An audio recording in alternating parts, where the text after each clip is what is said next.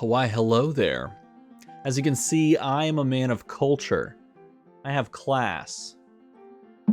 If you have class, and you like playing things a little bit off the beaten path, then you've come to the right place. If you're looking for something a little bit different to take to your next classic constructed armory, then let me introduce you to PUMMEL ARAKNI. So PUMMEL ARAKNI is an interesting thing. It's an interesting deck because we don't necessarily care about banishing our opponent's deck.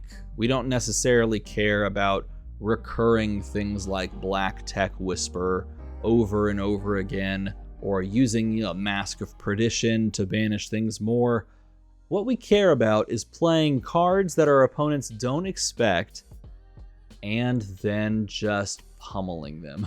That's what we care about. And I'll tell you right now, if you play this deck at your local armory, you will steal wins from people, and then they will scratch their heads and go, huh, that's not what I expected when I sat down and sideboarded for ARAKNI, and that's why we play the deck. Okay, we don't play the deck because we're going to win every game. I'll tell you right now, this is much more of a meme deck than it is high competitive. But if you're like me and you have culture and class, this is right where you want to be. So let's talk through the deck and see how memey we can be. Of course, we're playing as ARAKNI Huntsman. You can, as ARAKNI, banish cards from the top of your opponent's deck by first looking at them from the effect, by playing a contract card and then hitting with a contract card. We don't really care about that. We don't really care. We can do it. We do it sometimes, and sometimes we get enough silver to get Black Tech back, depending on the matchup. We play 2 Spider's Bites, and we almost always play both of them. This is not an Ornate Tessin list where you put one Ornate Tessin and 1 Spider's Bite. We like both bites. Both bites are good. Arcane Lantern is what we sub in against Wizards for one of those Spider's Bites. We do play Black Tech Whisperers.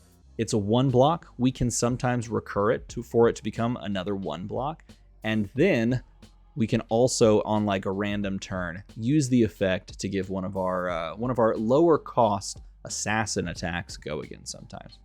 Crown of Providence. Now here's the thing. Crown of Providence is like the best crown. So we run the best crown, but if you don't have Crown of Providence and you would like to save money, let's turn this into a budget list. Just take this card out and instead put in like one of the cheaper blocking headpieces. Literally something that blocks.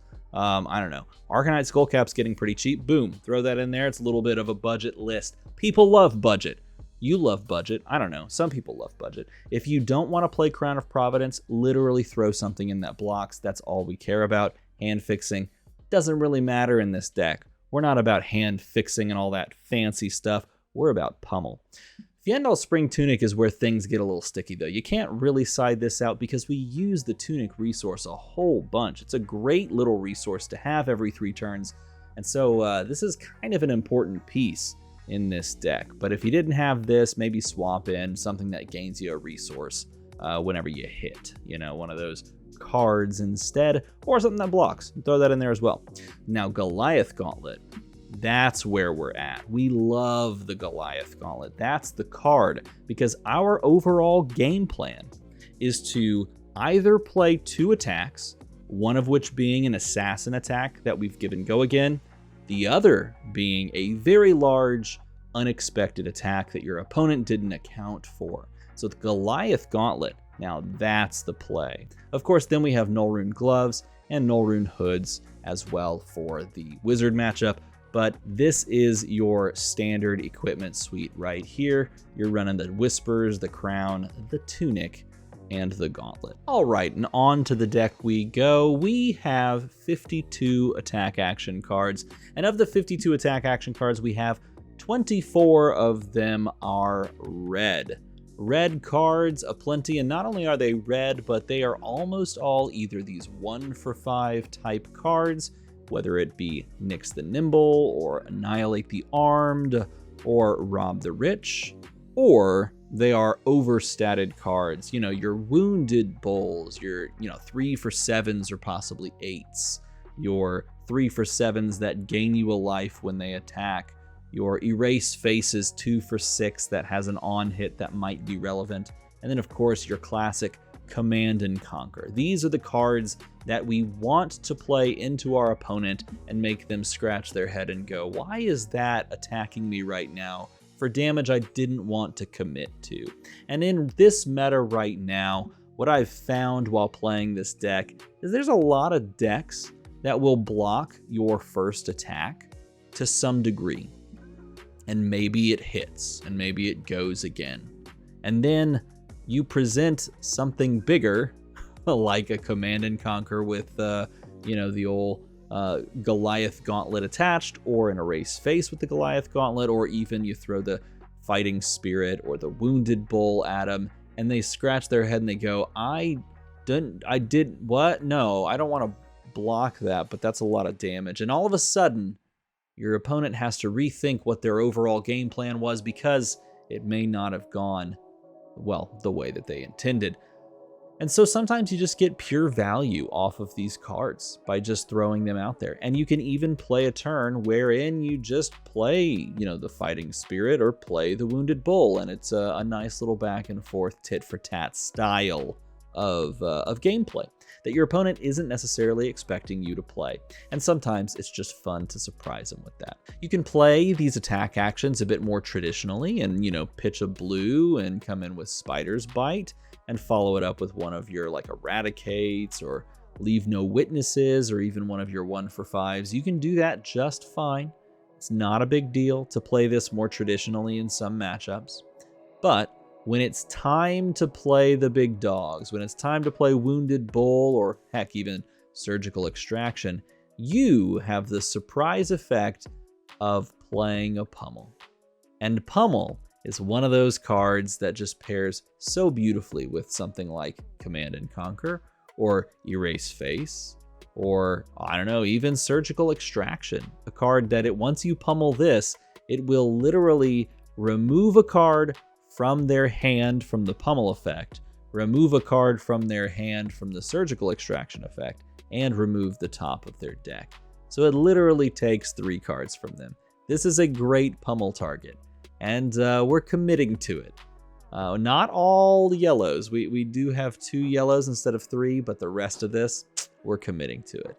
And if you look at this attack reaction section, it's really not full of like the cut to the chases, or even all 3 Razor Reflexes that you play in more traditional ARAKNI lists. In this list, we are not necessarily as focused on jamming down these attack reactions on top of our like normal, you know, Rob the Riches, Leave No Witnesses, Annihilate the Arm, contract cards, which does mean that we are playing these cards a little bit differently.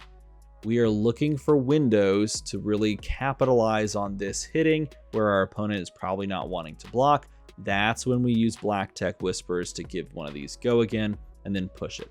But we also have other ways to give these guaranteed go again, and that's Captain's Call and Lead the Charge. These 2 cards, really I should say 6 cards, are absolutely key to this strategy, and honestly may even just be worth running the yellow Lead the Charges as well. Lead the Charge, a card that says the next time you play an action card with cost 0 or greater this turn, gain an action point. So yes, you can play Lead the Charge and then attack with a Wounded Bull, pitching a blue, and then also attack with the Fiendal's Fighting Spirit, pitching a blue. That's a 5-card hand with like Lead the Charge or one of those attacks in the old arsenal. I have done that in a game and it feels so good.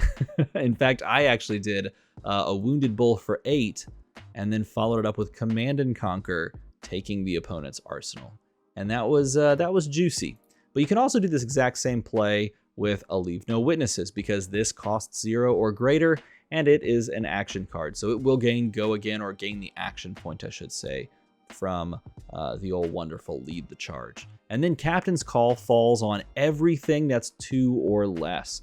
So that means Captain's Call can be applied to all of your assassin attacks. It can also apply to most of your big attacks. So it can go to Surgical Extraction. It can go on to Pursuit of Knowledge, which is a fun, spicy card that you can actually throw at your opponent. They don't expect it after throwing something big. Erase Face, Command and Conquer, it actually gives all of those cards go again because those cards are cost 2 or less. Now, of course, that card doesn't necessarily work with your Wounded Bulls and your Fiendel's Fighting Spirit, but that's why you start with the other attack first, giving it go again with Captain's Call, and then you come across with the big boy. The interesting thing about this too is you can also just choose the +2 and then throw a 1 for 7. It's like a good old Enlightened Strike. You just rob the rich, 1 for 7. Your opponent necessarily might not want to block that, so then you can come in with the black tech and really get him with one of these big attacks.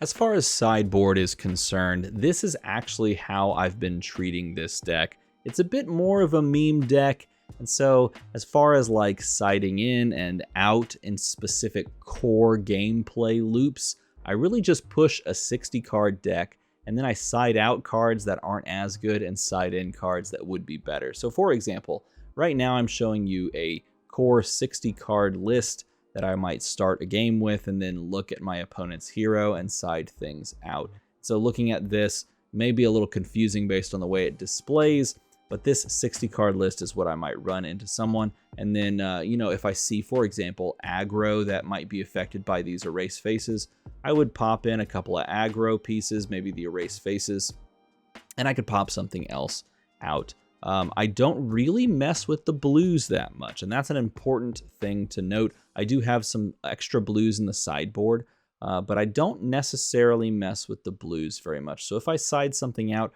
I try to find a red that wouldn't be as impactful.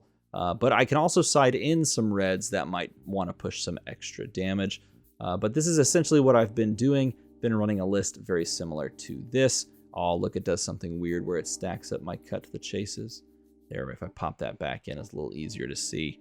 And I just kind of run this out there, and it works out pretty nicely for me. I do like siding in Razor Reflexes in general into specific aggro matchups where I know they're not going to block at low life totals as, over blocking as they probably should when they're going to just like clean try to block in those lower life total areas. Then I go for the Razor. In control, I don't necessarily jam this down as heavily, but in aggro and mid-range matchups, that has won me several games, which is pretty good because no one expects you to run all these pummels and then also have 2 Razors on the back. And yes, you can Razor your Annihilate the Arms, you can Razor your Leave No Witnesses, basically all of your Assassin cards. You can also just Razor the old Spider Bite for the win. So this is basically what the sideboard looks like for me and how I go about sideboarding. I don't really touch the Lead the Charges. I don't really touch the Captain's Calls. If I'm siding anything out or in, I take out Erase Faces. I would take out maybe the yellow pummels if I don't need as many pummels. And then I can take out some number of other cards. Maybe I mix in like 2 Wounded Bulls or 2 Annihilate the Arms instead of 3. And then run out some other number of these cards that I think might fit better in the matchup. Like, for example, sometimes you run into someone that runs a lot of defense reactions, like Viscerai. Well, Nyx the Nimble might be a good one to jam in there because you're going to find those a little bit more readily. Essentially, we're playing a nice, fun pummel Arachne list that your opponent's not going to expect at your next Armory, and you're going to be able to just swing on in there and just pummel that Armory over and over and over again. I highly recommend you try this list for yourself because it's an absolute blast. So there you have it. There it is. That's the quick and dirty of Pummel Arachne. Is it the best deck in the world? No. Does it work? Yes. Is it incredibly fun to watch your opponent's face and see them react to you playing Pummel on some of these cards? Yes. Should you play it? Yes. Should you subscribe because of this video? Also, yes. Lots of back and forth questions, you and I. It's been a blast. It's been a pleasure. I hope you've enjoyed yourself in this video. You've learned something perhaps about Arachne that we didn't know before. If you did, feel free to tell me what that is down in the comments below or make the number climb slightly higher. Spoiler alert, did you know that 11,705 is actually my favorite number? Whoever ends up hitting that button to get to that point, probably my favorite person. As always, thanks for watching.